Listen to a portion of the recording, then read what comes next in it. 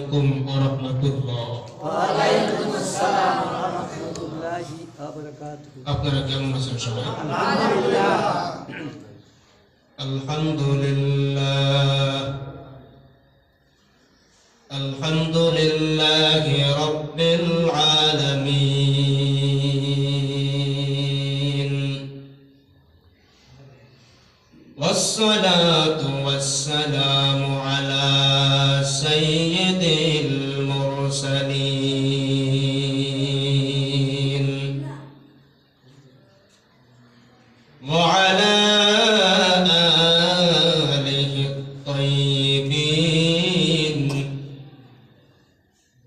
وأصحابه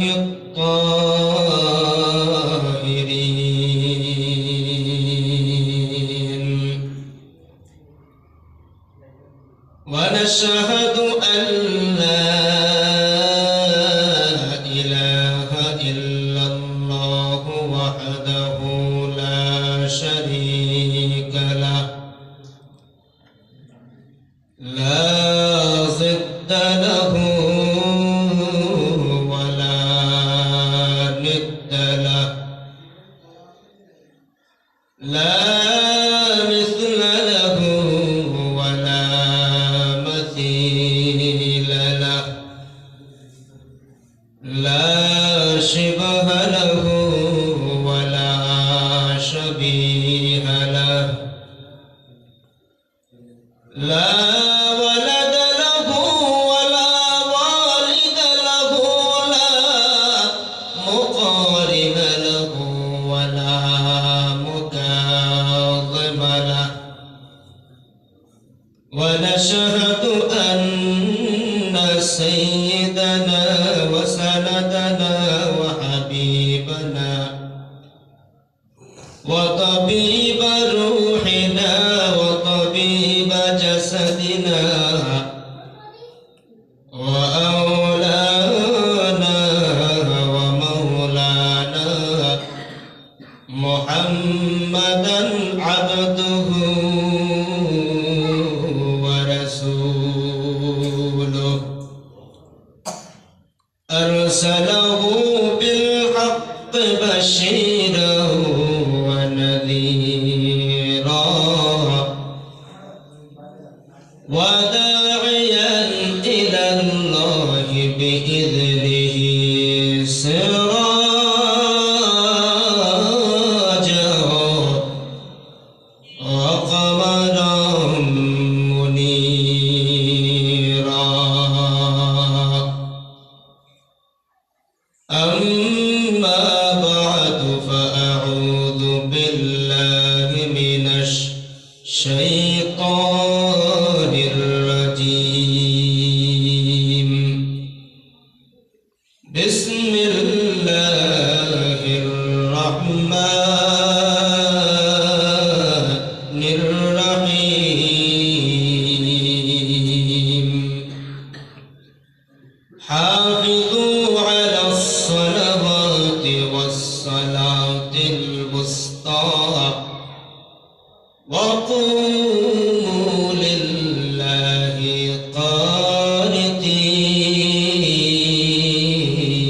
قانتين وقال الصادق المصدوق صلى الله عليه وسلم بني الإسلام على خمس شهادة أن لا إله إلا الله وأن محمدا رسول الله وإقام الصلاة وإيتاء الزكاة والحج وصوم رمضان أو كما قال عليه الصلاة والسلام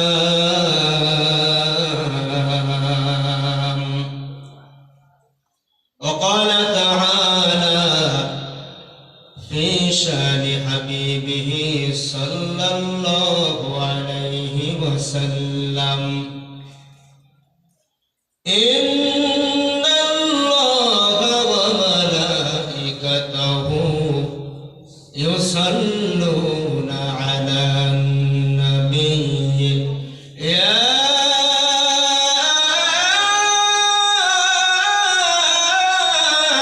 أيها الذين آمنوا صلوا عليه وسلموا تسليما اللهم صل على محمد وعلى آل محمد كما صليت على إبراهيم وعلى آل إبراهيم إنك حميد مجيد اللهم بارك على محمد وعلى آل محمد كما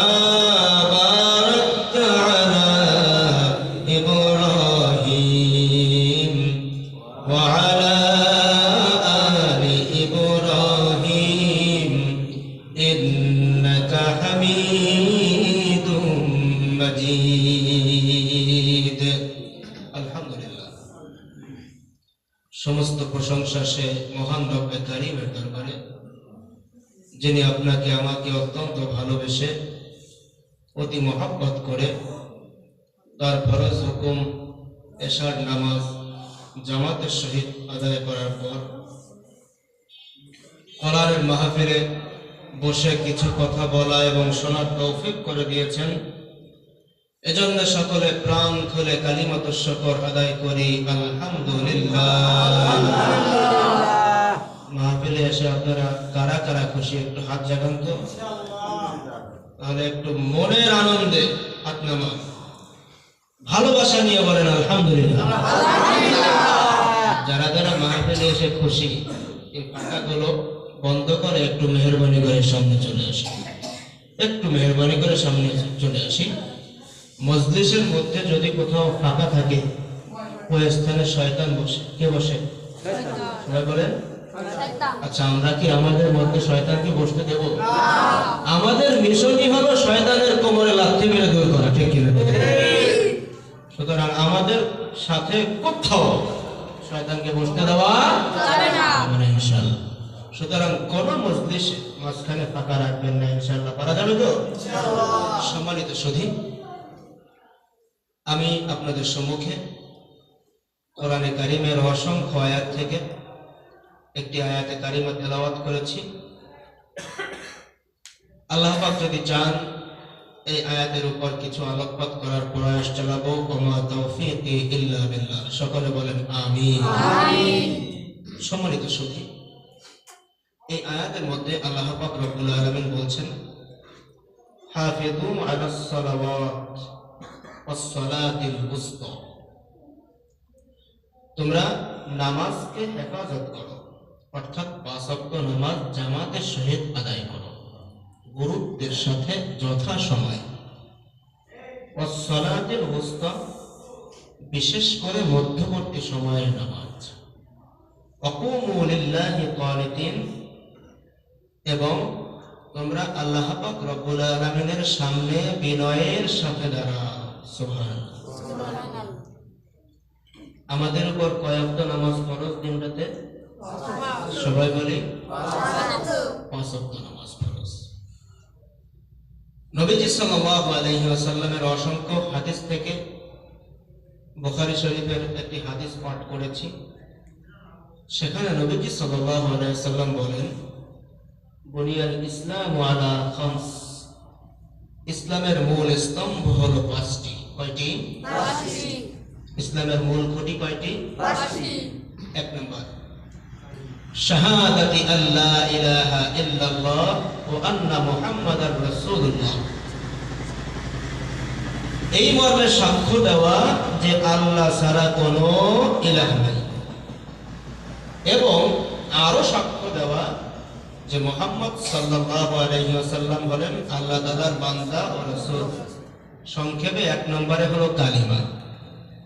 তো এই কালিমায় আমরা বিশ্বাসী বিধায় কোরআনের মাহফিলে আসছে, ঠিক কিনা কথা? ইসলামের দ্বিতীয় স্তম্ভ নবীজি সাল্লাল্লাহু আলাইহি ওয়াসাল্লাম বলেন ওয়া ইকামিস সালাহ, নামাজ কায়েম করা। 3 নম্বর ওয়া ইতাইজ যাকাত, যাকাত দেওয়া। 4 নম্বর ওয়াল হজ, হজ করা। 5 নম্বর ওয়া সাওমি রমাদান, রমজানের রোজা রাখা। এই 5টি আমরা সবাই জানি তো। তাহলে ইসলামের মূল স্তম্ভ কয়টি? সবাই বলি। মাহফিলের ময়দান হলো একটা ক্লাসের মতো, সবাই উত্তর দিবেন, ঠিক আছে? যিনি আলোচনা করেন তিনি উস্তাদের মতো, যারা শোনে তারা কি ছাত্রের মতো। এজন্য একটু কষ্ট হলে উত্তর দিবেন তো ইনশাআল্লাহ। ভাইরা আমার, তো নবীজি বললেন ইসলামের মূল স্তম্ভ হলো কয়টি? 1 নম্বরে কি? কালিমা। সংক্ষেপে বললেন। 1 নম্বরে কি? কালিমা। 2 নম্বরে নামাজ। 3 নম্বরে হজ। 4 নম্বরে যাকাত। 5 নম্বরে রমজানের রোজা। এই 5টির মধ্যে যারা গরিব তাদের উপর তো 3টি ফরজ, আর যারা ধনী তাদের উপর বাকি 2টি, হজ এবং যাকাত, মোট 5টি ফরজ, নাকি? তো ইসলাম গ্রহণের সুবাদে আমার পিতামাতা আর আমরা তাদের গর্ভে, মানে মায়ের গর্ভে, মুসলিম মায়ের গর্ভে জন্ম নেওয়ার কারণে অটোমেটিক কালিমার দৌলত পেয়ে গেছি, ঠিক কিনা কথা বলেন? এটা আল্লাহ পাকের বিশেষ দান। যদি আল্লাহ পাক রব্বুল আলামিন আপনাকে আমাকে মুসলমানের ঘরে না পাঠাতেন তাহলে কি হতো অবস্থাটা? সঠিক পথ জেনে ইসলাম গ্রহণ করা কি এত সহজ না? তাহলে আল্লাহ পাক যে আপনাকে আমাকে না চাইতেই মুসলমানের ঘরে পাঠালেন, শুধু এই একটা নেয়ামতের শুকরিয়ার জন্য যদি আমরা কিয়ামত পর্যন্ত সিজদায় পড়ে থাকি, শুকরিয়া আদায় হবে না? যদি তাই হয় তাহলে আমি আপনাদের কাছে আবেদন জানাবো, প্রতিদিন একবার হলে এই কারণে আল্লাহর শুকরিয়া করবেন যে আল্লাহ পাক আমাকে মুসলমান বানিয়েছে। পারবেন ইনশাআল্লাহ? প্রত্যেকদিন কমপক্ষে একবার হলেও এই উদ্দেশ্যে আলহামদুলিল্লাহ বলবেন যে আল্লাহ পাক আমাকে হেদায়েত দিয়েছেন, মুসলমান বানিয়েছেন। ঠিক আছে তো ইনশাআল্লাহ? সম্মানিত সুধী, তো ইসলামের দ্বিতীয় স্তম্ভ হলো নামাজ। এই নামাজ নিয়ে কিছু কথা বলবো ইনশাআল্লাহ। তার কারণ কালিমার দৌলত তো অটোমেটিক পেয়ে গেছি, কিন্তু আমরা অধিকাংশ মুসলিম আজকে নামাজ পড়ি না। নবীজি সাল্লাল্লাহু আলাইহি ওয়াসাল্লাম বলেন আস-সালাতু ইমাদুদ্দিন ফামান তারাকাহা ফাকাদ হাদামাদ-দ্বীন। নামাজ হলো দ্বীনের একটা স্তম্ভ, একটা খুঁটি। যে ব্যক্তি নামাজ ছেড়ে দিল সে দ্বীনের একটা খুঁটি ভেঙে গেল। আপনার ঘরে 5টা খুঁটি আছে, মাঝখানে একটা, চারপাশে 4টা। যদি এক কানা দিয়ে একটা ভেঙে ফেলে আপনার ঘরটা অসম্পূর্ণ হয়ে যাবে না? দুর্বল হবে না? কথা বুঝতেছেন আপনারা? তো ইসলামের মূল স্তম্ভ হলো 5টি। এখান থেকে যদি একটা স্তম্ভ আমরা ভেঙে দিই আমাদের ইসলামটা অসম্পূর্ণ হবে কিনা বলেন? এই ফতোয়া দিতে কি মুফতি সাহেবরা লাগবে নাকি আপনারাই বলবেন? ঠিক কিনা? তো নামাজ পড়তে হবে কিনা এবার বলেন? আমরা যদি নামাজ ছেড়ে দিই, আমরা সাধারণ মানুষ হওয়া সত্ত্বেও বুঝতে পারতেছি যে আমাদের ইসলামটা অসম্পূর্ণ হয়ে যাবে। ঠিক কিনা কথা বলেন? নবীজি সাল্লাল্লাহু আলাইহি ওয়াসাল্লাম অন্য হাদিসের মধ্যে বলেন বাইনাল আবদি ওয়া বাইনাল কুফরি তারকুস সালাহ। একজন বান্দা এবং কাফেরের মাঝে পার্থক্য হলো নামাজ।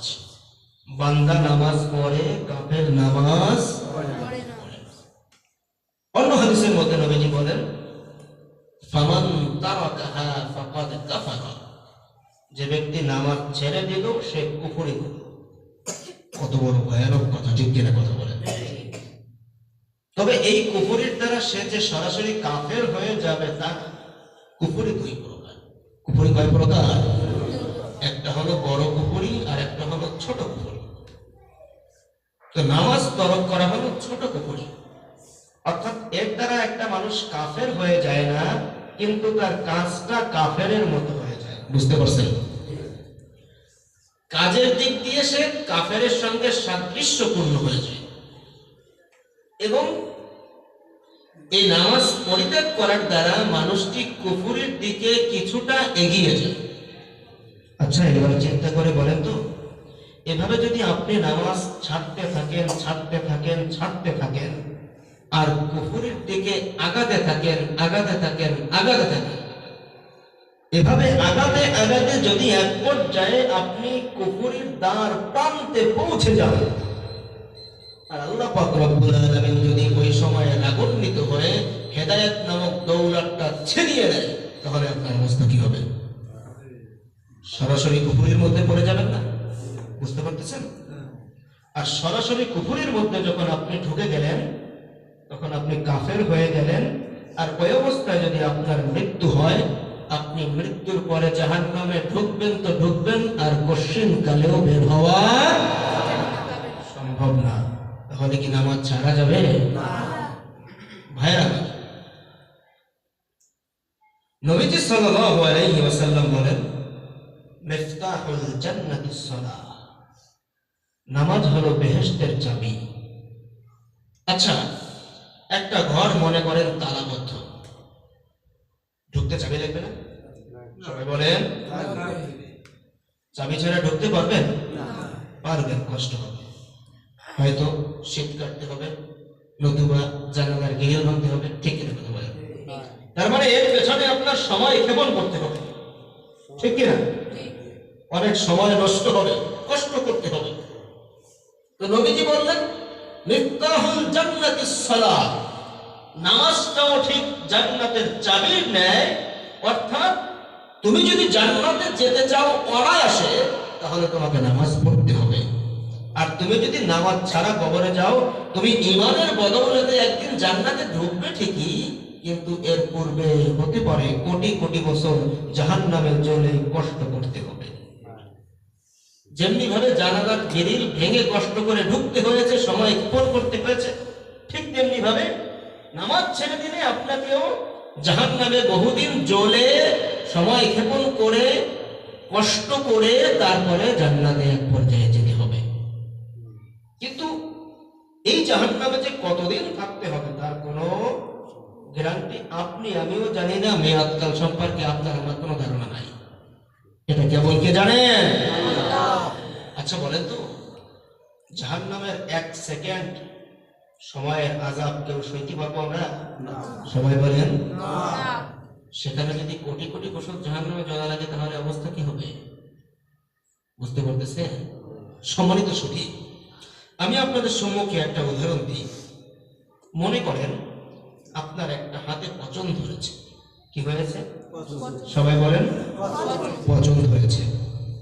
আপনি নিতান্ত গরিব মানুষ, চিকিৎসা করার মতো কোনো সামর্থ্য আপনার নেই। আপনার কোনো প্রতিবেশী আত্মীয় স্বজন আপনার সহযোগিতার জন্য এগিয়ে আসলো না। আপনি এক পর্যায়ে ভিক্ষার জন্য থালা পেটে রাস্তায় বসে গেলেন। যেহেতু আপনি হাতে পচন ধরার কারণে কাজ কাম করতে পারেন না, আপনি গরিব মানুষ, ভিক্ষার জন্য কি করলেন? রাস্তায় বসে গেলেন। সারা রাত এই হাতের পচনের যন্ত্রণায় আপনি কাতরান, চিৎকার করেন, একটা রাতও ঠিক মতো ঘুমাতে পারেন না। ধরে নেন আপনার বেলায় এমনটা হয়েছে। হঠাৎ করে একজন হৃদয়বান মানুষ আপনাকে রাস্তায় এহেন কষ্টকর অবস্থায় দেখতে পেয়ে তার হৃদয়ে খুবই মায়া আসলো। সে ধনী মানুষ, সে আপনাকে বলল, বাবা আপনার এই অবস্থা কেন? আপনি বললেন, বাবা আমার তো হাতে পচন ধরেছে, কিন্তু চিকিৎসা করার মতো সামর্থ্য আমার নেই। তখন লোকটি, ধনী মানুষ, হৃদয়ে অনেক দয়া, আপনাকে সে চিকিৎসকের কাছে নিয়ে গেল। চিকিৎসা করাতে যত খরচ দরকার সমস্ত খরচ সে বহন করল। এক পর্যায়ে আপনি একেবারে সুস্থ হয়ে গেলেন। আপনার এখন আর ভিক্ষার প্লেট নিয়ে, থালা নিয়ে রাস্তায় দাঁড়ানো লাগে না, রাত্রেবেলায় কষ্ট করতে হয় না, ঠান্ডা মাথায় ঘুমিয়ে যান। তার মানে আপনি একেবারে সুস্থ। হঠাৎ করে সবাই এদিকে লক্ষ্য করি, এই মানুষটা, যে মানুষটা আপনাকে চিকিৎসা করিয়েছে, এই মানুষটা একদিন আপনাকে বলল, বাবা আপনি আমার এই কাজটা কি একটু করে দিবেন। আপনাকে ডাক দিন, ডেকে বলল, বাবা আমার এই কাজটা একটু করে দিবেন। আপনি যাবেন কিনা বলেন? কেন যাবেন? সেই লোকটা কেমন যেন আপনাকে মৃত্যুর হাত থেকে বাঁচিয়েছে, ঠিক কিনা কথা বলেন? সুতরাং তার ডাকে সাড়া দেওয়া আমার নৈতিক দায়িত্ব। এজন্য সীমাহীন আগ্রহ এবং ভালোবাসা নিয়ে পাগলের মতো ছুট দিবেন, ঠিক কিনা কথা বলেন? আচ্ছা বলেন তো, এই যে মানুষটা আপনার হাতের চিকিৎসা করালো, সে কি এই হাতটা আপনাকে দান করেছে? সবাই বলেন সে শুধু চিকিৎসা করিয়েছে, হাতটা পচন ধরেছিল, সুস্থ করে তুলেছে আপনাকে, কিন্তু হাতটা তো সে আপনাকে দান করে নাই, করেছে নাকি? সবাই বলে একটু। আচ্ছা, এই মানুষটা আপনার হাত দিল না, হাত আপনাকে দান করলো না, শুধুমাত্র একটু হাতের চিকিৎসা করানোর কারণে যদি সে ডাক দিলে আপনার দৌড় দেওয়া দায়িত্ব হয়, তাহলে এবার আপনি চিন্তা করে বলেন তো, এই হাতটা যিনি দিয়েছেন তিনি ডাক দিলে কেন দৌড় দেওয়া লাগে? কথা বুঝে আসে? এই মালিক দিনে কয়বার ডাকে আপনাকে, আমাকে? কয়বার ডাকে? মুয়াজ্জিন ডাক দেয়, হাইয়া আলাস সালাহ। এটা তো মুয়াজ্জিনের কণ্ঠ থেকে বের হয়, কিন্তু ডাকটা মূলত কার? শুধুমাত্র হাতের চিকিৎসা করিয়েছে, আর আপনি পাগলের মতো তার ডাকে সাড়া দিলেন, কিন্তু যেই মালিক সরাসরি আপনার হাতটা আপনাকে দান করলো, তিনি ডাক দিল, একবারও সাড়া দিলেন না। এটা কেমন বিচার? বোঝা যায়? নিজের বিবেকের কাছে এই প্রশ্নগুলি করতে হবে কিনা বলেন? আরেকটা উদাহরণ দিই। মনে করেন আপনার বাড়ি একটা কুকুর আছে। কুকুরকে আপনি কি খাওয়ান? ভালো কিছু খাওয়ান? সবাই বলি ভালো কিছু খাওয়ান না। আপনার বাড়ির ফেলে দেওয়া খাবার খেয়ে সে জীবন ধারণ করে, ঠিক না? ভাতের মার, মাছের কাঁটা, গোশের ফেলে দেওয়া হাড্ডি খেয়ে সে জীবন ধারণ করে। আপনি তার জন্য কোনো বাসস্থানের ব্যবস্থা করেন না, আপনি তার জন্য কোনো পোশাকের ব্যবস্থা করেন না, শুধুমাত্র আপনার বাড়ির ফেলে দেওয়া খাবার খেয়ে সে জীবন ধারণ করে। এর বদৌলতে সে সারা রাত আপনার বাড়ি থেকে আপনাকে পাহারা দেয়, ঠিক কিনা? হঠাৎ করে গভীর রাতে আপনি ঘুমিয়ে আছেন, গাছ থেকে একটা পাতা পড়েছে, আপনি তো ঘুমন্ত, আপনি টের পাননি, কিন্তু কুকুরের কান সজা, তার কানে খস করে একটা আওয়াজ হয়েছে, সাথে সাথে কুকুর ঘেউ ঘেউ করে উঠেছে, ঠিক কিনা? যেন সে তার ভাষায় বলতে চাচ্ছে, ডাকা আমার মালিক ঘুমায়, ডিস্টার্ব দিবি না। তুই যদি ডিস্টার্ব দাও, তাহলে তোর মোকাবেলা করার জন্য আমি কুকুরই যথেষ্ট, ঠিক কিনা কথা বলে? ও ওর ভাষায় যেন এটাই বোঝাতে চায়, ঠিক কিনা কথা বলেন? সারা রাত আপনি ঘুমিয়েছেন, কুকুরটা আপনাকে পাহারা দিয়েছে, ঘুমায় নাই। সকাল বেলায় ওর চোখ দুটি টকটকে লাল। সম্মানিত সুধী, এমন সময় কুকুরটা আপনার মর্জির খেলাফ একটা কাজ করেছে, ধরে নেন। তখন আপনি কি করেন? কুকুরের গায়ে একটা লাঠি দেন কিনা? এমন হয় কিনা বলেন? আঘাত করেন কিনা ওর গায়ে? কুকুরের তখন উচিত ছিল কি বলেন তো? আপনাকে কামড় দেওয়া উচিত ছিল। তার কারণ আমি তোর বাড়ির কিছুই খাই না, তুই যেই খাবার ফেলে দিস সেইটা খেয়ে জীবন ধারণ করি, এরপরেও আমি সারা রাত তোকে পাহারা দিয়েছি, আমি তোর কাছে ঋণী না, বরং তুই আমার কাছে ঋণী, ঠিক কিনা কথা বলেন? সুতরাং কোন অধিকারে আমার গায়ে তুমি লাথি দিস? আপনাকে কামড় দেওয়া উচিত ছিল, কিন্তু কুকুর কি কামড় দেয়? কি করে বলেন তো? আপনার দিকে বিনয়ের সাথে তাকিয়ে বড় মায়াবী কণ্ঠে আওয়াজ দেয়, ঘেউ ঘেউ, যেন কুকুর আপনাকে বলছে, মালিক আমার ভুল হয়ে গেছে, তুমি আমাকে মাফ করে দাও, ঠিক না? একটা কুকুর মালিককে চিনল, তুমি আমি মানুষ হয়ে মালিককে চিনলাম না। ভাইরা আমার, কুকুরটা মাঠের অপর প্রান্তে দাঁড়িয়ে আছে, আপনি মাঠের এই প্রান্ত থেকে কুকুরকে একটা ডাক দিয়েছেন, আয় আয়। কুকুর মালিক চেনে, কুকুর এক মুহূর্ত বিলম্ব করে না, মুহূর্তের মধ্যে দৌড়ে এসে আপনার কদমে লুটে পড়ে। এ বাবা, কুকুর মালিক চিনল, তুই আমি মালিক চিনলাম না। তোমার আমার বাড়ির ফেলে দেওয়া খাবার খেয়ে কুকুর জীবন ধারণ করলো। এর বদৌলতে কুকুর তোমারে আমার সারা রাত পাহারা দেয়। ডাক দাও, পাগলের মতো দৌড়ে আসে। তার কারণ কুকুর মনে করে আমার মালিক আমার ডাক দিছে। বাবারে, কুকুরের একটা হাত তুমি সৃষ্টি করো নাই, একটা পা তুমি সৃষ্টি করো নাই, কুকুরের একটা চোখ তুমি সৃষ্টি করো নাই, কুকুরের একটা কান তুমি সৃষ্টি করো নাই, কুকুরের একটা পশম তুমি সৃষ্টি করো নাই, ঠিক কিনা? শুধুমাত্র তোমার বাড়ির ফেলে দেওয়া খাবার খাইলো আর ডাক দিলা, পাগলের মতো দৌড়ে আসলো রে। এ বাবা, একটু চিন্তা করে দেখো, তোমার হাত দিয়েছেন কে? জোরে বলো কে? পা দিয়েছেন কে? চোখ দিয়েছেন কে? কান দিয়েছেন কে? ব্রেন দিয়েছেন কে? এ বাবা, কলিজা দিয়েছেন কে? পুরো দেহ দিয়েছেন কে? তুমি যেই মায়ের গর্ভে জন্ম নিয়েছো, ওই মাকে বানাইছে কে? ওই মাকে, যেই মা জন্ম দিয়েছে সেই মাকে বানাইছে কে? এভাবে করে আদম আলাইহিস সালাম পর্যন্ত প্রতিটি মানুষকে বানাইছে কে? এ বাবা, যেই মায়ের বুকের দুধ খেয়ে তুমি বেঁচেছিলে, ওই মায়ের বুকে দুধ দিল কে? জোরে বলো কে? এ বাবা, যেই জমিনে হাঁটো, এই জমিন বানাইছে কে? যে আসমানের নিচে চলো, এই আসমান বানাইছে কে?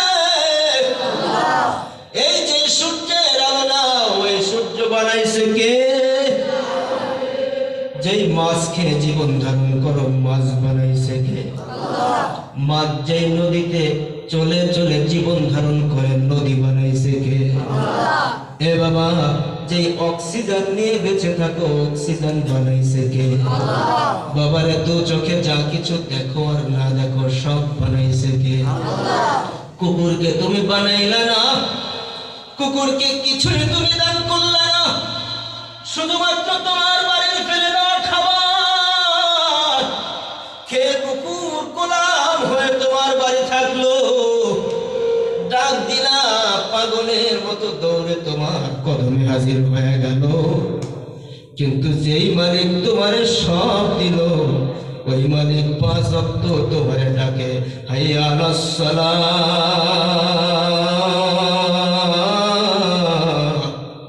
আয় বান্দা আয়, আমি তোর কাছে কিছুই চাই না, সব কিছু তোকে দিছি, আমাকে কিছু দেওয়া লাগবে না, আমার কদমে একটু সিজদা দে। এ বন্ধু, মালিকের ডাকে যদি তুমি সাড়া না দাও, এবার একটু চিন্তা করে জবাব দাও, কুকুর ভালো নাকি তুমি আমি ভালো? কে ভালো? কুকুরকে কিছু দিলাম না, সেই কুকুর আপনার আমার গোলাম হয়ে থাকলো। মালিক সব দিল, ডাকলো দিনে 5 বার, একবারও সাড়া দিলাম না। তাহলে আপনি আমি বেশি উত্তম নাকি কুকুর বেশি উত্তম? এজন্য আল্লাহ বলেন, উলাইকা কাল আনআম, এ সমস্ত মানুষ চতুষ্পদ জানোয়ার, কুকুর, শূকর, ছাগল, গরু, এদের থেকে নিকৃষ্ট। আল্লাহ পাক বলেন, দুনিয়ার মানুষ বড় নেমো খারাপ, ইন্নাল ইনসানা লিরাব্বিহি লাকানুদ, আমি মানুষকে সব দিলাম, কিছুই চাইলাম না, শুধুমাত্র বললাম আমার একটু গোলামি করবি, এতটুকু করলো না। এর থেকে অকৃতজ্ঞ বান্দা কি হতে পারে? ঠিক কিনা কথা বলে? সময় তো সত্যি, আপনার আমার বছরের পর বছর ফরজ নামাজ ছুটে যাচ্ছে, কিন্তু আপনার আমার ভেতরে কোনো ব্যথা নাই, ঠিক না? জীবনের 60টি বছর কেটে গেছে, 60 বছরে যে কত নামাজ কাজা গেছে হিসাব নাই, কিন্তু ভেতরে কোনো কষ্ট নাই। ঠিক কিনা? সবাই বলেন। কিন্তু সাহাবায়ে কেরামের ফরজ তো দূরের কথা, একটা নফলও যদি ছুটে যেত পাগলের মতো হয়ে যেত। আচ্ছা বলেন তো, তাহাজ্জুদের নামাজ ফরজ নাকি নফল? সবাই বলি নফল নামাজ। হযরতে মুআবিয়া রাদিয়াল্লাহু তাআলা আনহু, নবীজির বিখ্যাত সাহাবী, প্রতি রাত তাহাজ্জুদ পড়েন। একটা রাতও তাহাজ্জুদ মিস যায় না। ঘটনাক্রমে একদিন তাহাজ্জুদের নামাজ ছুটে গেছে, উঠতে পারেনি, শয়তান ঘুম পাড়িয়ে রেখেছে। সকাল বেলায় উঠে কাঁদতে কাঁদতে পাগলের মতো হয়ে গেছে। হায় রে, আজকের আমল নামায় আমার তাহাজ্জুদের নামাজ নাই। যদি আজকের দিনে আমার মৃত্যু হয়, তাহলে তো এমন একটা দিনে আমার মৃত্যু হলো যে দিনে আমার আমল নামায় তাহাজ্জুদের নামাজ নাই। আমি মালিকের সামনে কোন মুখ নিয়ে দাঁড়াবো? ভাইয়েরা আমার, হযরতে মুআবিয়া রাদিয়াল্লাহু তাআলা আনহু সারাদিন পাগলের মতো কেঁদেছে। পরের রাত্রে যখন আবার ঘুমায় গেছে মুআবিয়া, তাহাজ্জুদের সময় যখন হয়ে গেছে, মিস্টার ইবলিস হাজির হয়ে গেছে। আয়েশা হুজুরের মাথায় হাত দিয়ে ডাকে, হুজুর ওঠেন, তাহাজ্জুদের সময় হয়ে গেছে। ডাকে কে? শয়তান। আবার বলেন, শয়তান ডাকে। কাকে ডাকে? মুআবিয়া। মুআবিয়া রাদিয়াল্লাহু তাআলা আনহু। ভাইরা আমার, মুআবিয়া রাদিয়াল্লাহু তাআলা আনহু শোয়া অবস্থায় শয়তানের হাতটা খপ করে ধরে ফেলেছে। কে তুমি? কি তোমার পরিচয়? আমার ঘরের দরজা জানালা সব বন্ধ করে আমি ঘুমিয়েছি, কিভাবে আমার ঘরের মধ্যে তুমি ঢুকলা? মিস্টার ইবলিস কয়, ওগো হুজুর, কোন ব্যক্তির ঘরের মধ্যে ঢোকার জন্য আমার দরজা জানালার প্রয়োজন হয় না। মুআবিয়া রাদিয়াল্লাহু তাআলা আনহু বলেন, তাহলে তুমি কে যে ঘরে ঢুকতে তোমার দরজা জানালার প্রয়োজন হয় না? ভাইরা, শয়তান বলতেছে, হুজুর আমি ইবলিস। মুআবিয়া রাদিয়াল্লাহু তাআলা আনহু বলেন, ইবলিস রে, তোমার তো দায়িত্ব মানুষকে ঘুম পাড়িয়ে রাখা, নামাজ থেকে গাফেল রাখা, ঠিক কিনা? তুমি কেন আজকে আমাকে তাহাজ্জুদের জন্য ডাকতে আসলে? কারণ কি? তওবা করে পিছায় হয়ে গেল নাকি? শয়তান বলে, না গো হুজুর, না, তওবা করি নাই, পিছায় হই নাই। মুআবিয়া রাদিয়াল্লাহু তাআলা আনহু বলে, তাহলে ও শয়তান, কেন তুমি আমাকে তাহাজ্জুদের জন্য ডাকছো? গতকাল তো তুমি আমাকে ঘুম পাড়িয়ে রেখেছিলে, তাহাজ্জুদ পড়তে দাও নাই। শয়তান বলে, হুজুর গো, গত রাতে আপনাকে ঘুম পাড়িয়ে রেখেছি, তাহাজ্জুদ পড়তে পারেন নাই, যার দুঃখে সারাদিন পাগলের মতো আপনি কেঁদেছেন।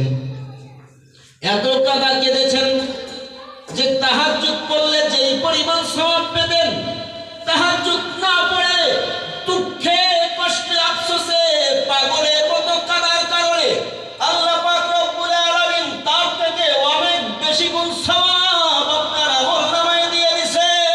সুবহানাল্লাহ। ওগো হুজুর, আমি ভাবলাম মুআবিয়ার তো ঘুম পাড়ায় রাখছিলাম যাতে তাহাজ্জুদের সওয়াব তার আমলনামায় না ওঠে। এখন দেখি আপনারে ঘুম পাড়ায় রাখলে আমার আমোজা সালাও যায়, খালি তাহাজ্জুদের সওয়াব পান না, বরং আরো অনেক বেশি সওয়াব পেয়ে যান। তাহলে ভাবলাম, আজকে যদি আবার আপনি ঘুম পড়ে থাকেন, না জানি কি পরিমাণ কেঁদে কেঁদে আমলনামায় কি পরিমাণ সওয়াব লেখায়া নেন, ওতে দরকার নাই, আগে যেটা ছিল ওইটাই থাক। এজন্য আগে আগে এসে আমি শয়তান আপনাকে তাহাজ্জুদের জন্য ডেকেছি। বোঝেন একটু, আপনার আমার ফরজ নামাজ ছুটে যায়, ব্যথা নাই, কিন্তু তাদের একটা তাহাজ্জুদ নফল নামাজ ছুটে গেছে, কিন্তু পাগলের মতো কেঁদেছে। এত কেঁদেছে যে আল্লাহ পাক তাহাজ্জুদ পড়লে যেই পরিমাণ সওয়াব পেত মুয়াবিয়া, তার থেকে অনেক বেশি সওয়াব তার আমলনামায় দিয়েছে। এবং শয়তান পরের রাত্রে এসে তাকে তাহাজ্জুদের জন্য ডাকতে বাধ্য হয়েছে। তাহলে তাদের দিলের মধ্যে নামাজের মহব্বতটা কেমন ছিল বুঝে দেখেন এবার। তারাও হাসরের ময়দানে উঠবে, আপনি আমি উঠব। প্রিয় বন্ধু, মুয়াবিয়া রাদিয়াল্লাহু তাআলা আনহু আমলের পাহাড় নিয়ে উঠবে। তিনিও যেই নবীর উম্মত, আপনি আমিও তো সেই নবীর উম্মত। আপনার আমলের খাতা যদি খালি থাকে লজ্জা লাগবে না হাসরের ময়দানে? কি বলে, মুখ দেখাতে লজ্জা লাগবে না? ভাইরা, তাহলে নামাজ পড়তে হবে তো, সবাই বলে পড়তে হবে। ভাইরা, পায়ে হাত দিয়ে বলে, নামাজ না পড়ে নাফরমান হয়ে কবরে যাবেন না। কারণ নবীজি বলেন, কবর প্রতিদিন মানুষকে ডাক দেয়, আনা বাইতুল কুরবা। দুনিয়ার মানুষ শোনো, আমি কিন্তু অপরিচিত ঘর। কবর কিন্তু তোমার আমার বড্ড অপরিচিত। কবর কিন্তু কাউকে চেনে না। পীর সাহেব চেনে না, মুফতি সাহেব চেনে না, মাওলানা সাহেব চেনে না, ধনী চেনে না, গরিব চেনে না, ফকির চেনে না, মিসকিন চেনে না, রাজা চেনে না, রানী চেনে না, প্রজা চেনে না। কবর সবার কাছে অপরিচিত। এই কবরের সঙ্গে সাক্ষাৎ হবে যাদের সাথে তোমার, তারাও কিন্তু অপরিচিত। কারণ মুনকার নকির তোমার আমার খারাপ ভাই না, ঠিক কিনা ভাইরা আমার? কবরের মধ্যে যেই ফেরেশতাগুলো তোমাকে আমাকে আযাব দিবে, তারা কিন্তু তোমার আমার কারো মামাতো ভাই না, সবাই অপরিচিত। কবরের মধ্যে যে সাপগুলি তোমাকে আমাকে সবল মারবে, ওই সাপগুলি কিন্তু তোমার আমার কারো বাড়ির পোষা সাপ না, সবাই অপরিচিত। এজন্য কবর ডাক দেয়, আনা বাইতুল কুরবা। দুনিয়ার মানুষ, আমার ভিতরে সাবধানে আসবা, কারণ আমি কিন্তু অপরিচিত ঘর। আমার ভিতরে যাদের সাথে তোমার সাক্ষাৎ হবে, কেউ তোমার চেনে না। সুতরাং আমল যদি খারাপ হয়, তারা কিন্তু তোমাকে কষ্ট দিতে একটু তাদের হৃদয়ে মায়া লাগবে না। কবর ডাক দিয়ে বলে, আনা বাইতুল ওয়াহদা। প্রতিদিন ডাকে, প্রতিদিন ডাকে, আনা বাইতুল ওয়াহদা। আমি কিন্তু একাকী থাকার ঘর।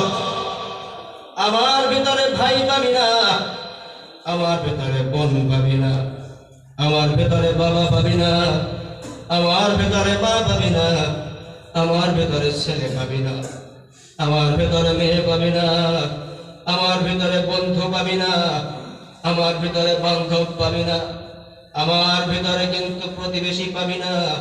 এ বাবা, দুনিয়ার কোন ঘরে যদি আগুন লেগে যায়, প্রতিবেশী পাগলের মতো তোমার আগুন নিভাবার জন্য দৌড়ে আসে। কিন্তু কবরের মধ্যে যখন আগুন লেগে যাবে, কেউ একবার ফিরেও তাকাবে না, ঠিক কিনা কথা বলে? এজন্য কবর প্রতিদিন ডেকে ডেকে বলে, আনা বাইতুল ওয়াহদা। আমি কিন্তু একেলা থাকার ঘর। সুতরাং খারাপ আমল নিয়ে খবরদার বেনামাজি হয়ে আমার ভিতরে পা রেখো না। ভাইরা আমার, কবর আরো ডেকে বলে, আনা বাইতুত তুরাব। আমি কিন্তু মাটির ঘর। আমার ভিতরে বিছানা পাবি না, প্রচন্ড শীত। লেপ পাবি না, কম্বল পাবি না, বালিশ পাবি না। নিথর হয়ে প্রচন্ড শীতের মধ্যে আমার মধ্যে খালি গায়ে তোমাকে পড়ে থাকতে হবে। সুতরাং ভালো মন নিয়ে আমার বুকে আসবা। খবরদার, খবরদার, গুনাহ নিয়ে যেন আমার বুকে পারি জমায় না। ভাইরা আমার, কবর আরো ডাক দিয়ে বলে, আনা বাইতুদ দুধ। আমি কিন্তু পোকা মাকড়ের ঘর, আমি কিন্তু সব বিচ্ছুর ঘর। বলে, কেমন সাপ থাকবে কবরের মধ্যে জানো? নবীজি বলেন, ইউকাউবিদুল্লাহু লাহু ৭০ তিন্নীনা লাউ আন্না ওয়াহিদান মিনহা নাফাখা ফিল আরদ মা আমবাদাত শাইআম মা বাকিয়াতিদ দুনিয়া ফায়ানহাশনাহু ওয়া ইয়াকদিশনাহু হাত্তা ইউফযা বিহি ইলা ইয়াউমিল হিসাব। নাফরমানের কবরের মধ্যে, বেনামাজির কবরের মধ্যে আল্লাহ পাক রব্বুল আলামিন একটা নয় দুইটা নয় একে একে 70টা সাপ পাঠিয়ে দিবে। কয়টা? সবাই বলো 70টা সাপ আল্লাহ পাক রব্বুল আলামিন নাফরমানের কবরে পাঠিয়ে দিবে। বলে তাদের বিষ কেমন জানো রে মুসলমান? তাদের এক একটা সাপের এতই বিষ, যদি একটা সাপ পৃথিবীর বুকে মাত্র একবার নিঃশ্বাস ফেলত তাহলে পৃথিবীতে আর কোনদিন উদ্ভিদ গজাত না। কেমন বিষধর বলেন তো, একটু হিসেব করা যায়? ভাইয়েরা আমার, নবীজি বলেন এমন বিষধর সাপ কিয়ামত পর্যন্ত নাফরমানকে সওয়াল মারতে থাকবে এবং দাঁত দিয়ে কিয়ামত পর্যন্ত আঁচড়াতে থাকবে। সহ্য করতে পারবেন? কারো ক্ষমতা আছে? ভাইয়েরা আমার, এজন্য কবর ডাক দিয়ে বলে খবরদার খবরদার, আমার ভিতরে আমল নিয়ে আসবা, আমার ভিতরে নামাজ নিয়ে আসবা। খবরদার খবরদার, দুনিয়ার মানুষ বেনামাজি অবস্থায় যেন আমার ভিতরে পা রেখো না। ভাইরা আমার, নবীজি সাল্লাল্লাহু আলাইহি ওয়াসাল্লাম বলেন ইযা তুফিনাল আবদুল ফাজির আবিল কাফির قال له القبر لا مرحبا ولا أهلا أما إن كنت لأبغض من يمشي على ظهري إلي فإذا أوليتك اليوم وسرت إلي فسترى صنيعي بك قال فيلتئم عليه حتى تختلف أضلاعه। কাফের ফাজের দুনিয়াতে গিয়া কবরে জমালে পাড়ি, আল্লাহ তাহারে দিবেন আযাব দয়াময়া সব সারি। কবর তাহারে ডাকিয়া কহিবে শোনো হে নাফরমান, ধরণীর বুকে ছিলে তুমি এক নরাধম শয়তান। ভুবনে শুধুই অনুকম্পার খুলিয়াছিলাম দ্বার, আজকে দেখিবে আচরণ মোর কতটা ভয়ঙ্কর। দুপাশের মাটি দিবে তার চাপ, মমতা বিহীন সেজে পাজরের হার ঠুকিয়া পড়িবে অন্য পাজর মাঝে। ভাইরা আমার, নবীজি বলেন কোন নাফরমান যখন কবরে যায়, কবরটাকে ডাক দিয়ে বলে এ নাফরমান, তোমার জন্য কোনো সুসংবাদের ব্যবস্থা নাই, স্বাগতমের ব্যবস্থা নাই, সংবর্ধনার ব্যবস্থা নাই। এ নাফরমান, পৃথিবীর বুকে তুই ছিলি একটা নাফরমান বেনামাজি, পৃথিবীর বুকে থাকতে আমি তোকে কিছুই বলি নাই, ধৈর্য ধারণ করেছি। আজকে যেহেতু তোর আত্মীয় স্বজন দয়া মায়া ছেড়ে আমার বুকের মধ্যে তোকে রেখে গেছে, আজকে তুই দেখতে পাবি আমার আচরণ কতটা ভয়ানক। পৃথিবীর বুকে শুধু ধৈর্য ধারণ করেছি, কিছুই তোকে বলি নাই, কিন্তু আজকে দেখতে পাবি আমার আচরণ কত ভয়ানক। নবীজি বলেন এরপরে কবরের দুই পাশের মাটি নাফরমানকে এমন জোরে চাপ মারবে গো, এক পাজরের হাড্ডি অন্য পাজরের মধ্যে ঢুকে যাবে। প্রশ্ন করতে চাই বাবারা, কে আছো কবরের একটা চাপ সহ্য করতে পারবা? আসেনি কেউ? যদি কবরের আযাব সহ্য করার মতো ক্ষমতা তোমাদের না থাকে রে বাবা, পায়ে হাত রেখে বলে যাই খবরদার খবরদার, আজকে থেকে আর নামাজ ছেড়ে দিও না। পারা যাবে? কারা কারা পারবেন ইনশাআল্লাহ? আজকে থেকে আর নামাজ ছাড়বো না ইনশাআল্লাহ। ভাইরা আমার, হাসরের ময়দানে যখন মানুষ উঠবে, নবীজি সাল্লাল্লাহু আলাইহি ওয়াসাল্লাম বলেন আউয়ালু মা ইউহাসাবু বিহিল আবদু ইয়াওমাল কিয়ামাতিস সালাহ। হাসরের ময়দানে সর্বপ্রথম নামাজের হিসাব নেওয়া হবে। কিসের হিসাব নেওয়া হবে? প্রথম প্রশ্নের উত্তর যদি আপনি দিতে না পারেন, বাকিগুলির উত্তর দিতে পারবেন কি মনে হয়? হ্যাঁ? পারা যাবে? ভাইয়েরা আমার, নবীজি বলেন, আল্লাহ পাক রব্বুল আলামিন বলেন, হাসরের ময়দানে সমস্ত মানুষকে সিজদা দিতে বলা হবে। ওয়ায়ুদআউনা ইলা সুজুদ, সমস্ত মানুষকে হাসরের ময়দানে সিজদা দেওয়ার আদেশ দেওয়া হবে। কিন্তু ফালা ইয়াস্তাতিউন, যারা পৃথিবীর বুকে নামাজ পড়েনি তারা সেদিন সিজদা দিতে পারবে না। তাদের কোমরটা সোজা হয়ে যাবে, শক্ত হয়ে থাকবে, শত চেষ্টা করেও কোমর বাঁকা করতে পারবে না। তার কারণ পৃথিবীর বুকেও কোমর বাঁকা করে মাওলাকে সিজদা দেয় নাই, হাসরের ময়দানে ওকে কোমর বাঁকা করার ক্ষমতা আল্লাহ দিবেন না। যখনই নাফরমান হাসরের ময়দানে সিজদা দিতে পারবে না, কোমর সোজা করে দাঁড়িয়ে থাকবে, কোটি কোটি মানুষ সবাই বুঝতে পারবে এই নাফরমান পৃথিবীর বুকে বেনামাজি ছিল। লজ্জা লাগবে না সেদিন? লাগবে? ভাইরা আমার, নবীজি সাল্লাল্লাহু আলাইহি ওয়াসাল্লাম বলেন, মান লাম ইয়াহফাজ আলাইহা লাম তাকুন লাহু নূরা ওয়ালা বুরহানা ওয়ালা নাজাতান ইয়াওমাল কিয়ামাহ ওয়া হাশারা মা কারুন ওয়া ফিরআউনা ওয়া হামান ওয়া উবাই ইবনে খালফ। ভুবনে যে জন নামাজের প্রতি হবে না যত্নবান, নামাজ তাহার হবে না কোন হবে না কবরহান।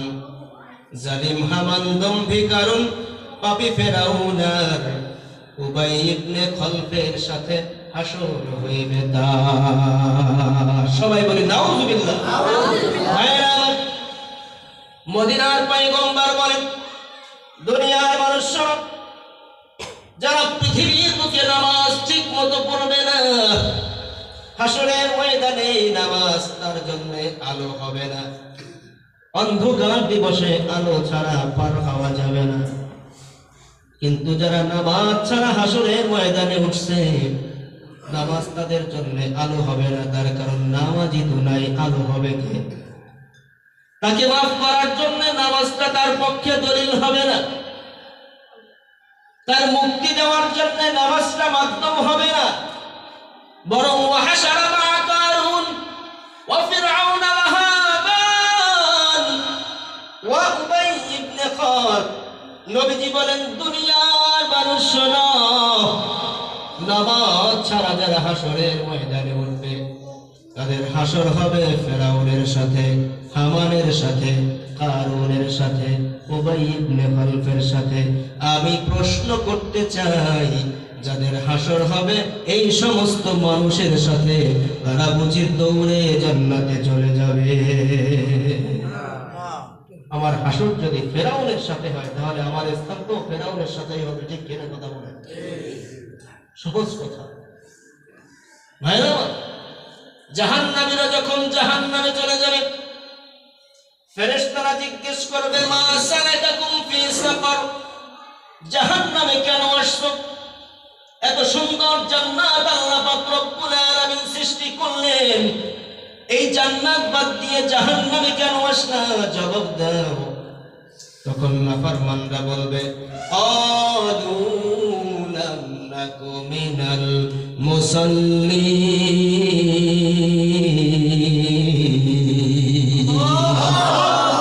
ভাইরা, নাফরমানরা জবাব দিবেন, জাহান্নামে আসার বিভিন্ন কারণ ছিল আমাদের। পৃথিবীর বুকে বিভিন্ন অপরাধ আমরা করেছি, নানা অপরাধের কারণে আজকে আমরা জাহান্নামী হয়েছি। কিন্তু তার মধ্যে সব থেকে প্রথম অপরাধ হলো পৃথিবীর বুকে আমরা নামাজ পড়তাম না। বুঝতে পেরেছেন নামাজ কতটা গুরুত্বপূর্ণ? বোঝা যাচ্ছে ভাইয়েরা আমার? কিন্তু এই নামাজটা যদি আপনি ঠিক মতো পড়তে পারেন, লাভ কি হবে জানেন? লাভটা আমি জানাবো না, হাদিস থেকে নবীজির বাক্যটা আপনাদেরকে শুনিয়ে দিই।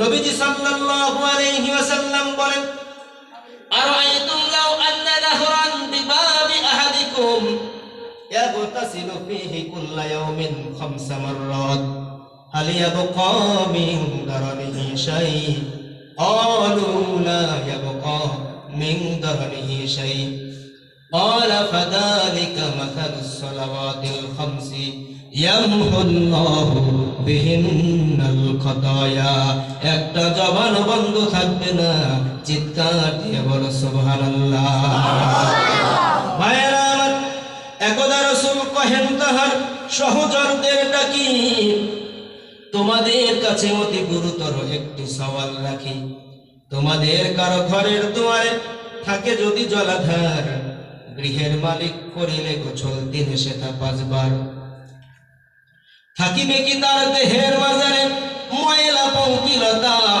সাহাবা কহে নহে গো রাসূল থাকিবে না মলিনতা আরবের নবী করুণার ছবি কহেন সাহাবাদের এটাই হলো দিবস রাতের 5 ওয়াক্ত নামাজের এটাই উপমা দিবস রাতের 5 ওয়াক্ত নামাজের খোদার যে দাস পড়িবে নামাজ দিনে রাতে 5 বার প্রভু মহিয়ান করিবেন মাফ গোনা যত আছে তা ভাইরা মদিনার পয়গম্বর বলেন দুনিয়ার মানুষ সব সাহাবায়ে কেরামকে একদিন লক্ষ্য করে নবীজি বলতেছেন ও আমার সাহাবারা শোনো তোমাদের কারো ঘরের সামনে যদি একটা নদী থাকে কি থাকে সবাই বলি আরো জোরে লাগছে ভাইরা নবীজি বললেন ও আমার সাহাবারা শোনো তোমাদের কারো বাড়ির সামনে যদি একটা নদী থাকে আর বাড়িওয়ালা যদি দিনে 1 বার না 2 বার না দৈনিক 5 বার করে ওই নদীতে গোসল করে কয়বার 5 বার আরো জোরে 5 বার নবীজি বলেন ও সাহাবারা ভেবে চিন্তে আমাকে জবাব দাও তাহলে কি ওই ব্যক্তির শরীরে কোনো ময়লা থাকতে পারে আপনারা কি বলেন সাহাবায়ে কেরাম বলেন লা ইয়াবকা মিন দারিহি শাই না গো নবীজি দিনে 1 বার ভালোমতো গোসল করলেই তো ময়লা থাকার কথা না সেখানে যদি দৈনিক 5 বার করে গোসল করে ওই ব্যক্তির শরীরে কোনো ময়লা থাকতে পারে না নবী আমার বলেন ফাদালিকা মাথালুস সালাওয়াতিল খামসি এটাই হলো 5 ওয়াক্ত নামাজের দৃষ্টান্ত তার মানে 5 ওয়াক্ত নামাজ যেন গুনাহকে ধুয়ে মুছে ফেলে দেওয়ার একটা নদী দিনের মধ্যে যেই ব্যক্তি 5 বার নামাজে দাঁড়ায় যায় সে যেন দিনে 5 বার গুনাহ ধুয়ে মুছে ফেলে দেওয়ার নদীতে ডুব দেয় নবী আমার বলেন ইয়ামহুল্লাহু বিহিন্নাল খাতায়া এই 5 ওয়াক্ত নামাজের বদৌলতে রব্বে কারীম ওই নামাজের জিন্দেগীর গুনাহ মাফ করে দেয় সুবহানাল্লাহ ভাইরা অন্য হাদিসের মধ্যে আসছে عن أبي ذر رضي الله تعالى عنه أن النبي صلى الله عليه وسلم خرج زمن الشتاء والورق يتهافت فأخذ بغصنين من شجرة قال فجعل ذلك الورق يتهافت قال فقال يا أبا ذر قلت لبيك يا رسول الله قال إن العبد المسلم ليصلي الصلاة يريد بها وجه الله فتتهافت عنه ذنوبه كما تهافت هذا الورق عن هذه الشجرة চিৎকার দিয়ে বলো সুবহানাল্লাহ একদা রাসূল হলেন বাহির ছাড়িয়া আপন ঘর সাথে ছিল তার প্রিয় সহচর হযরত আবু যর মৌসুম ছিল অতীব শীতের শৈত্য প্রবাহে ঘেরা বৃক্ষরাজির ঝরছিল পাতা কাঁপিত হাড়ের জোড়া একটি গাছের 2খানি ডাল ধরিলেন প্রিয় নবী পাতায় পাতায় লাগিয়া দোলন ঝরিতে লাগিল সবই হেন কালে কহে রাসূল আরবি শোনো ওহে আবু যর কহে বান্দা হাজির চরণেতে আপনার কহিলেন নবী বান্দা যখন নামাজে দাঁড়িয়ে যায় গাছের পাতার মতো যে তাহার পাপ রাশি ঝরে যায়। মায়েরা, হযরত আবু যর গফারি রাদিয়াল্লাহু তাআলা আনহু বলেন, একদিন নবীজি সাল্লাল্লাহু আলাইহি ওয়াসাল্লাম শীতকালে আমি আবু যরকে সাথে নিয়ে বাইরে বের হয়েছেন। শীতকালে গাছের পাতাগুলি ঝরে ঝরে পড়ে যায়, ঠিক কিনা? এমনও গাছ আছে যে শীতকালে একটা পাতাও থাকে না, সব ঝরে যায়, বিশেষ করে মেহগনি গাছ, ঠিক কিনা? ভাইরা, আবু যর গফারি বলেন, গাছের পাতাগুলি তখন ঝরে ঝরে পড়ছিল। নবীজি সাল্লাল্লাহু আলাইহি ওয়াসাল্লাম একটা গাছের দুটি ডাল ধরলেন, হাতের স্পর্শ পেয়ে নাড়া লেগে গাছের পাতাগুলি ঝরে ঝরে পড়ছিল। নবীজি তখন আমাকে ডাক দিলেন, ইয়া আবা যর। আমি বললাম, লাব্বাইকা ইয়া রাসূলুল্লাহ। ওগো নবীজি, আমি তো আপনার দরবারে হাজির, কি বলতে চান বলুন। নবীজি বললেন, ইন্নাল আবদাল মুসলিমা লা ইউসাল্লিস সালাহ ইউরিদু বিহা ওয়াজহাল্লাহ ফাতাতাহাফাতু আনহু যুনুবুহু কামা তাহাফাতাহাদাল ওয়ারাক আন হাযিহিশ শাজারা। ওগো আবু যর, শোনো, যখন কোন বান্দা নামাজে দাঁড়ায় যায় দুনিয়ার কোনো উদ্দেশ্যে না, দুনিয়ার মানুষ আমাকে বলবে জন্মে না, কিন্তু একটা মাত্র উদ্দেশ্যে নামাজে দাঁড়ায় যায়, আমার মাওলারে খুশি করার জন্য। কাকে খুশি করার জন্য? নবীজি বললেন, আবু যর, দুনিয়ার কোন মানুষ যখন আল্লাহকে খুশি করার জন্য নামাজে দাঁড়ায় যায়, আবু যর রে, এই গাছের পাতাগুলির জন্যে ঝরে ঝরে পড়ে গেল, তখন ওই বান্দার গুনাহগুলিও এভাবে ঝরে ঝরে পড়ে যায়। ভাইরা আমার, এজন্য নামাজ পড়া লাগবে কি লাগবে না? সবাই বলো, লাগবে কি লাগবে না? ভাইরা আমার, নবীজি সাল্লাল্লাহু আলাইহি ওয়াসাল্লামের আরেকটা হাদিস শোনো। নবীজি বলেন, মান হাফাজ আলাইহা কানাত লাহু নূরা ওয়া বুরহানা ওয়া নাজাতান ইয়াওমাল কিয়ামাহ। নামাজের প্রতি থাকিবে যেজন অতীব যত্নবান, দিবেন তাহারে প্রভু মহিয়ান ভালোবাসা অফুরান। হাসরের দিনে তার কল্যাণে নামাজ হইবে নূর, দোজখের যত রয়েছে আযাব নামাজ করিবে দূর। ভাইরা, নবীজি বলেন, যে ব্যক্তি 5 ওয়াক্ত নামাজ যথাসময়ে গুরুত্বের সাথে আদায় করবে, হাসরের ময়দানে এই নামাজটা তার জন্য নূর হয়ে যাবে। সুবহানাল্লাহ। গহীর অন্ধকার দিন, আলো ছাড়া পার হওয়া যায় না। হাজার হাজার বছরের পুলসিরাতের রাস্তা, অন্ধকার পথ, নিচে আছে জাহান্নাম। নাফরমানরা উঠবে, কেটে কেটে জাহান্নামে পড়ে যাবে।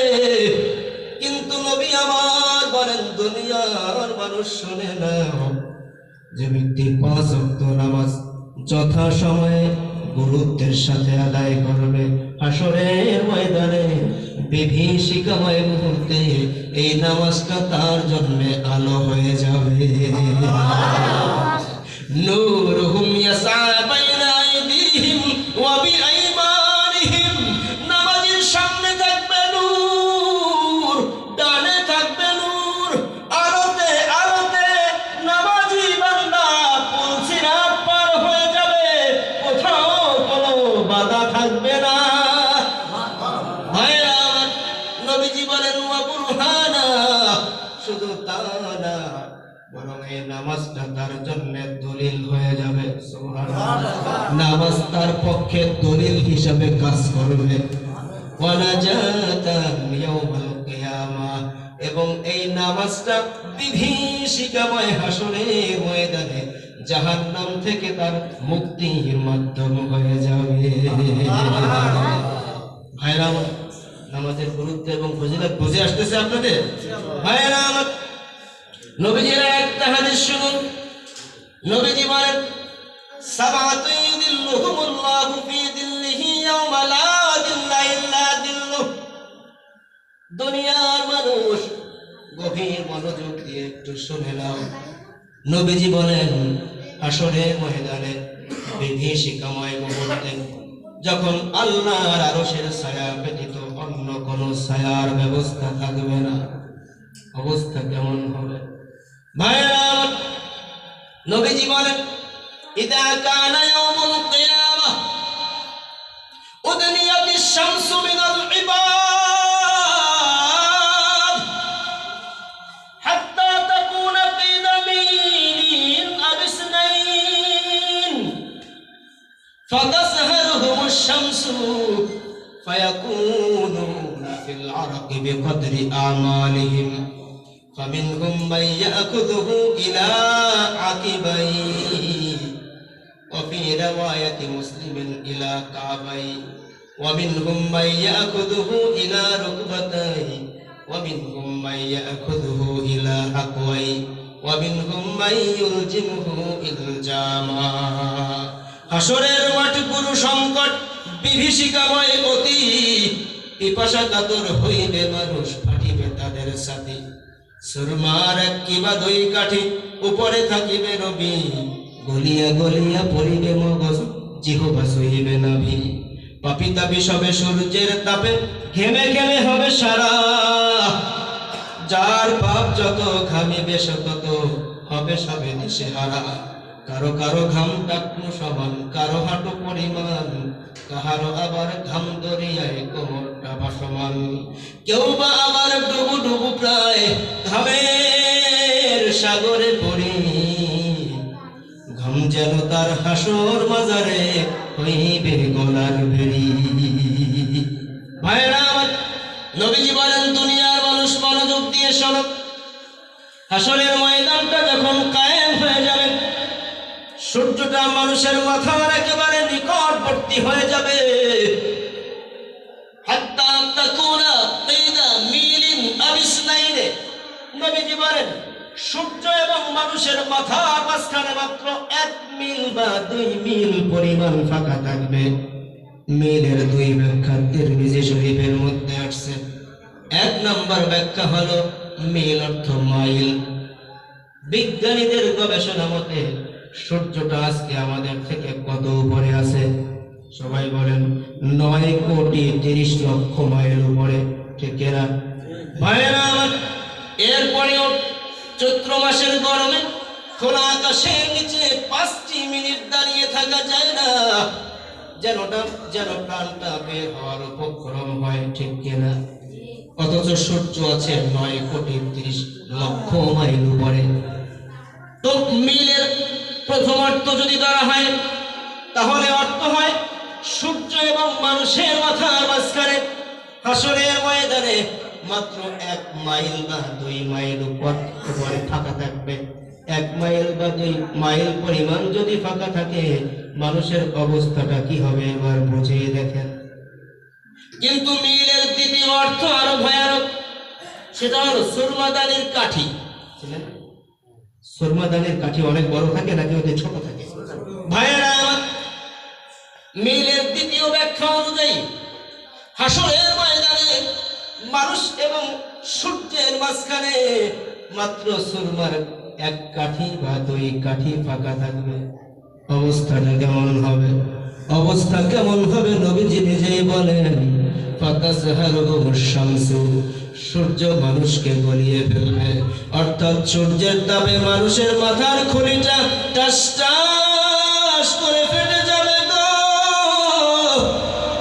ঘিলুগুলি টকবক টকবক করে ফুটতে থাকবে, নাক বেয়ে পড়বে। সূর্যের তাপে মানুষ নিজের আমল অনুপাতে ঘেমে যাবে। নবীজি বলেন, কারো কারো ঘাম হবে টাকনো পর্যন্ত, কারো কারো ঘাম হবে হাঁটু পর্যন্ত, কারো কারো ঘাম হবে কোমর পর্যন্ত, কারো কারো ঘাম হবে কণ্ঠনালীর উপরিভাগ পর্যন্ত। ঘাম যেন তার গলার বেড়ি হিসেবে কাজ করতেছে। ভাইরা, জমিনটা হয়ে গেছে তামার, মানুষ বাঁচতেও পারবে না, পালাতেও পারবে না, পাগলের মতো শুধু চিৎকার করবে আর লাফাতে থাকবে। প্রতিটি মানুষ কষ্টের কারণে আপনজনকে ভুলে যাবে। আল্লাহ পাক রব্বুল আলামিন বলেন, ফাইদা জাআতিস সাখা ইয়াওমা ইয়াফিরুল মারউ মিন আখিহি ওয়া উম্মিহি ওয়া আবিহি ওয়া সাহিবাতিহি ওয়া বানি লিকুল্লি ইমরিইন মিনহুম ইয়াওমাইযিন শাআনুন ইউগনি। ইসরাফিলের ফুৎকার জবে গগন বিদারী আঘাত হানিবে। ইসরাফিলের ফুৎকার জবে গগন বিদারী আঘাত হানিবে। ভুলে যাবে সবে পিতা মাতা ভাই প্রেয়সী সন্তানেরে। থাকিবে বিভোর চিন্তায় শুধু, থাকিবে বিভোর চিন্তায় সবে শুধুই নিজেকে ঘিরে। অবস্থাটা অতি ভয়ানক, সবাই শুধু নিজের চিন্তায় থাকবে। নবীরা পর্যন্ত নাফসি নাফসি করতে থাকবে। হযরত আদম নিজের ছেলে শীষের পরিচয় দিবে না। ইব্রাহিম আলাইহিস সালাম নিজের সন্তান ইসহাককে ভুলে যাবে, সন্তান ইসমাঈলকে ভুলে যাবে। হযরত ইসহাক আলাইহিস সালাম নিজের সন্তান ইয়াকুব আলাইহিস সালামকে ভুলে যাবে। ইয়াকুব আলাইহিস সালাম নিজের সন্তান ইউসুফকে ভুলে যাবে। জাকারিয়া আলাইহিস সালাম নিজের সন্তান ইয়াহইয়াকে ভুলে যাবে। দাউদ আলাইহিস সালাম নিজের সন্তান সুলাইমানকে ভুলে যাবে। সবাই শুধু নাফসি নাফসি নাফসি নাফসি করতে থাকবে।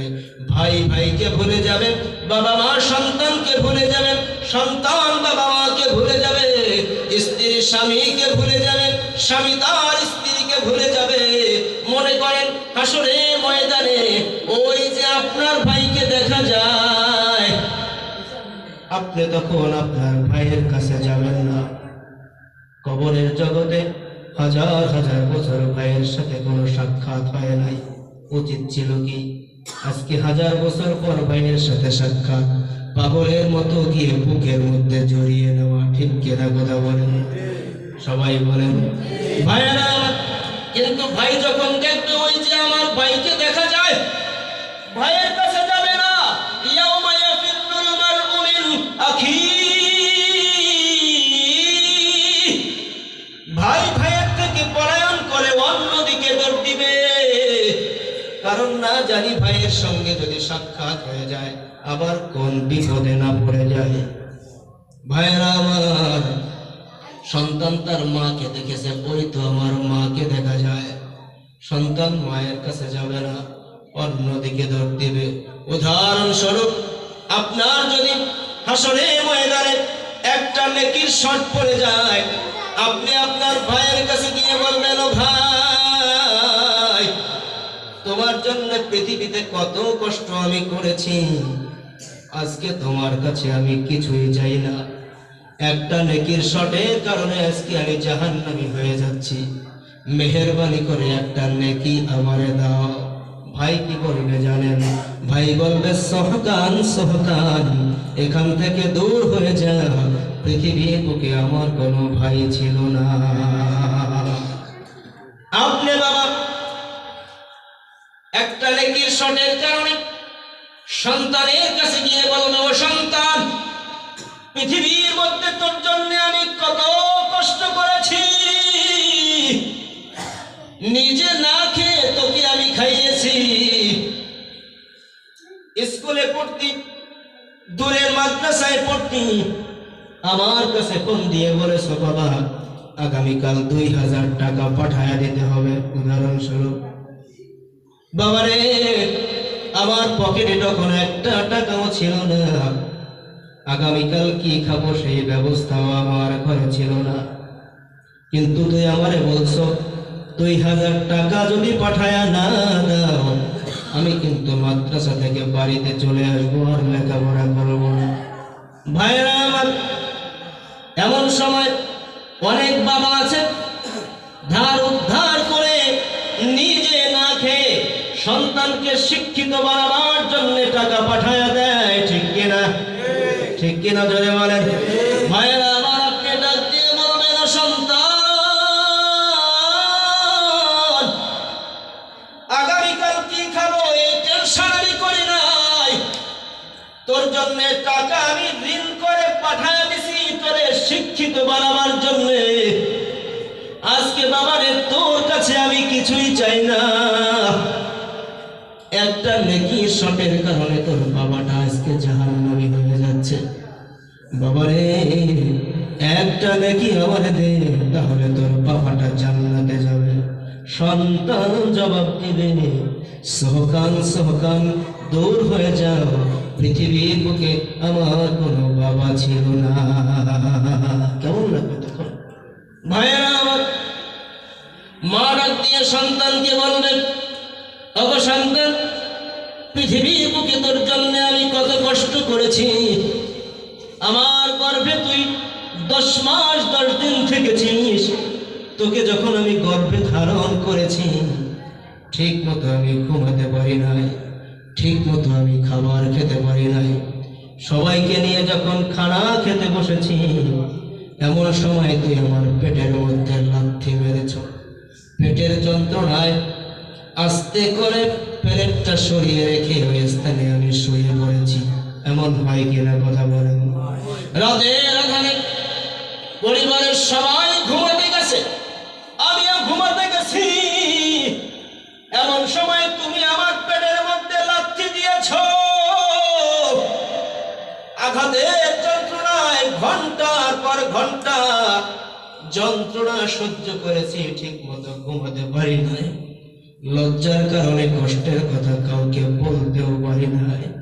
বাবারে, তোকে পেটে নিয়ে টয়লেটে গেছি, একটু টয়লেট করার জন্য, বাথরুম করার জন্য। সেখানেও লাথি দিছ। কষ্টের যন্ত্রণায় বাথরুমের দরজাটা ধরে দাঁড়ায় রয়েছে, ঠিক মতো বাথরুমও করতে পারি না। বাবারে, তোকে যেদিন পৃথিবীতে আনবো, যেদিন ডেলিভারি হবে, ওগো সন্তান, তোকে পৃথিবীতে আনতে গিয়ে আমি জান বাজিয়ে রেখেছি, ঠিক কিনা? অনেক মা সন্তানকে পৃথিবীতে আনতে গিয়ে জীবন দিয়ে দেয়। সন্তান যখন পৃথিবীর বুকে আসে, 10 মাস 10 দিন মা কত কষ্ট করেছে। সন্তানের মুখ দেখার সাথে সাথে মা সব কষ্ট ভুলে যায়। ভাইরা, মা ডাক দিয়ে বলবে, সন্তান, গভীর শীতে তোকে বুকে নিয়ে ঘুমিয়েছি, ডানে নিয়ে ঘুমিয়েছি। হঠাৎ করে ডান পাশে পেশাব করে দিয়েছো, বাম পাশে নিয়ে ঘুমিয়েছি, আবার বাম পাশে পেশাব করে দিয়েছো। নিজে ভিজে জায়গায় ঘুমায়া ঘুমায়া তোকে আমার বুকের উপর রেখে রেখে শুয়েছিলাম। আমি কষ্ট করেছি, তোকে কষ্ট পেতে দেই নাই। ওগো সন্তান, কষ্টের বিনিময়ে আজকে কিছুই চাই না। একটা মাত্র নেকির শট হওয়ার কারণে আজকে তোর প্রাণ প্রিয় মা জাহান্নামে চলে যাবে। ওগো সন্তান, তোমার কাছে দাবি, আমাকে মাত্র একটা নেকি তুমি দান করো। সন্তান ডাক দিয়ে বলবে, সহকান সহকান, এখান থেকে দূর হয়ে যা, পৃথিবীর বুকে আমার কোনো মা ছিল না। অবস্থা কেমন হবে? সবাই সবাইকে ভুলে যাবে, সবাই শুধু নাফসি নাফসি